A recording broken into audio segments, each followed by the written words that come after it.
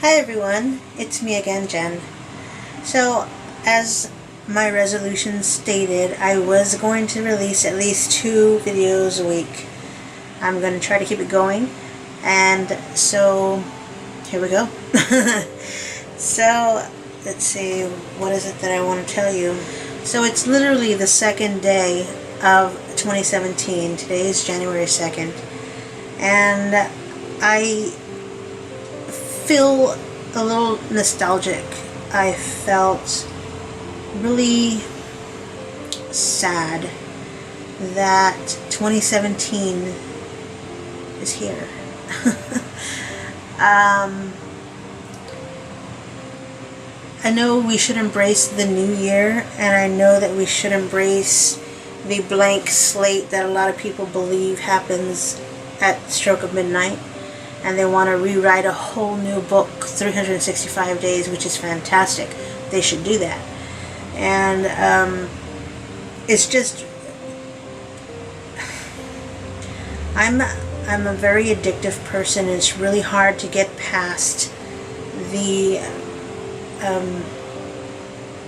past. It's been an issue that I've had where I can't focus on the future if I don't resolve what the problem was in the past.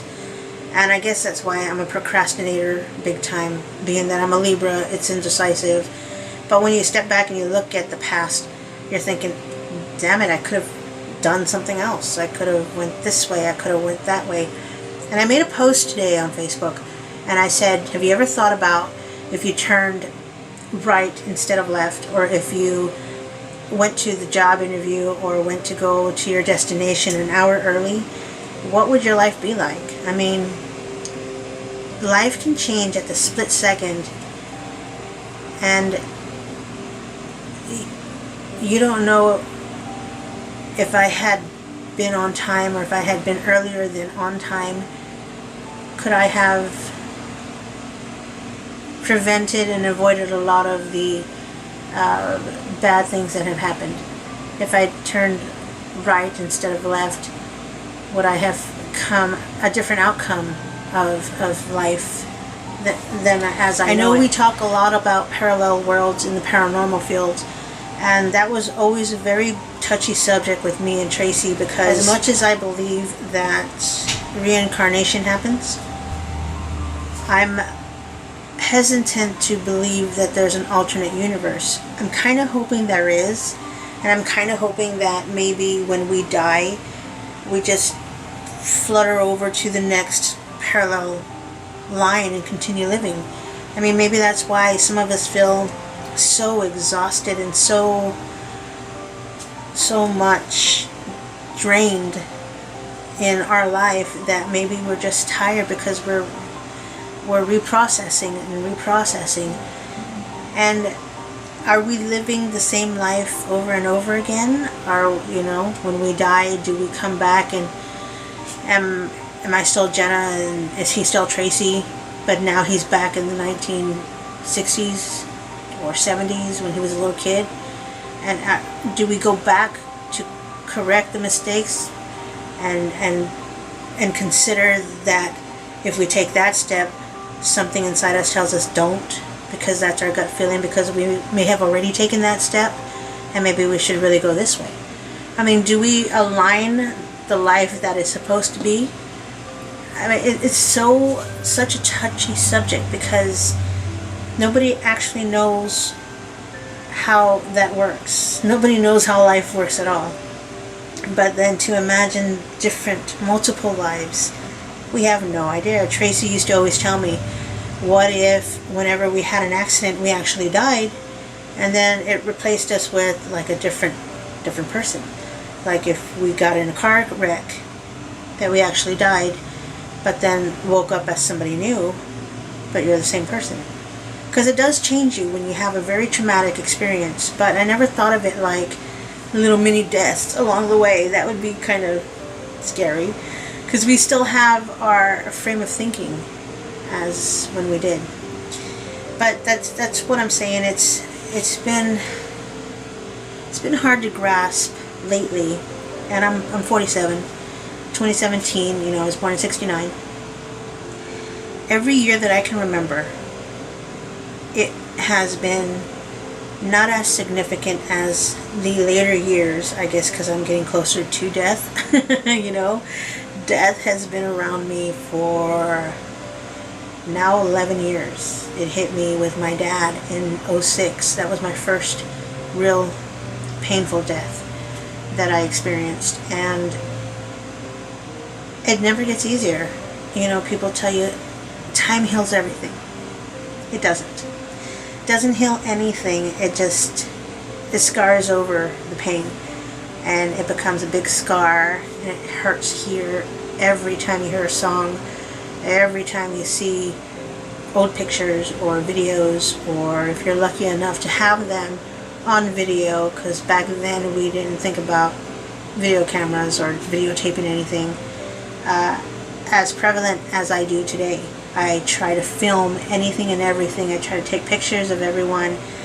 I usually do it throughout the whole year, so at the end of the year I can give them as gifts. Parallel worlds, does it take away from you, you know? Does it take away that small segment of memory to make things pass a little easier, you know? It's been such a really tough issue to kind of go forward with. And it's really hard when you think about how close it is to the other world. Some people thought parallel worlds was really all there is, and that paranormal or ghosts or entities that we see as a paranormal investigator, that it's just other people in parallel worlds, that maybe the lines are too close together and then we kind of rub against each other and we're actually seeing another figure, but ghostly like, only because we can't reach through. And that may be that they're living on the other side. You know, it's so weird to try to make it sound not crazy, but that's how paranormal investigators, that's how we always sound, because we're always kind of thinking and always trying to find an answer, because I'm so upset that there's no absolute answer, and that's what I do to look for absolute answers. I research and I go capture evidence because I want to find the truth that's out there. There's got to be some truth, and I don't want to find it when I die. I want to find it some little significant proof that it's either a parallel world or it's something unexplained that can be explained, or it is what it is. I've had many argument with, well, not an argument, disagreement. I had plenty of disagreements with people who wholeheartedly believe that ghost sightings are actual demons. And then some people are just saying it's residual, that it's not really there, it's just a stamp in time, repeating itself. It's been an issue. I struggle to find the answers in my paranormal field when I go out on an investigation. When someone's having problems with something that's bothering them all the time, something that's always reoccurring that they can't explain. This is what I do as an investigator, to try to find answers for people and for myself. With the parallel world topic or subject, it's so difficult to be exact on it, because you have so many scientists out there that will defy everything you say and will try to explain a different way. And I love scientists. I loved, Neil deGrasse. I love the way they think is a factual statement, because these are facts. They've actually went a step further and researched and did their own investigative thing, and that is a cool thing.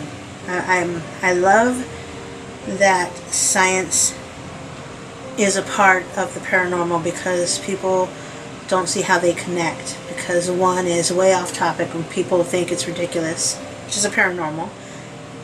Then you got the scientists, which people sometimes don't even want to believe the scientists. Some people are religious fanatics and they want to believe it's all about God. But if you're raised Catholic like I was, you do have in the Bible about demons, how he helped Lazarus, how he saw ghosts.